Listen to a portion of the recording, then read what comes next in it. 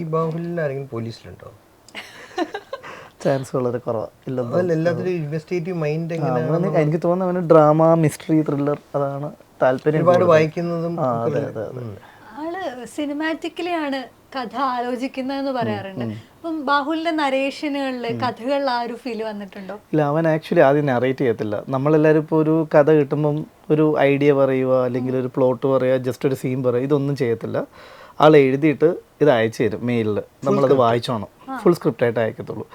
അത് വായിച്ചിട്ട് അഭിപ്രായം പറഞ്ഞിട്ട് അവൻ വരത്തുള്ളൂ, എന്നിട്ട് ഡിസ്കഷൻ തുടങ്ങത്തുള്ളൂ. അപ്പം അങ്ങനത്തെ ഒരു ആളാണ്. അപ്പോൾ നമുക്കും എക്സൈറ്റ്മെൻറ്റ്. അവൻ എഴുതി അയക്കുന്ന ആ സമയത്ത് നമ്മളിങ്ങനെ വെയിറ്റ് ചെയ്ത് എന്താണ്, ഒരു ക്ലൂ ഇല്ല, എന്താണ് വരുന്നതെന്നോ എന്താണോ തരുന്നതെന്നോ ഒന്നും പറയാൻ പറ്റത്തില്ല. ഇതും 10 ദിവസത്തിലാട്ടോ അവൻ എഴുതി, under 10 days എടുത്തിട്ടുള്ളൂ. എന്നിട്ട് അയച്ചു തന്നിട്ട് നമ്മൾ വായിച്ചു കഴിഞ്ഞിട്ടാണ് അവനോട് ഡിസ്കഷൻ തുടങ്ങിയത്.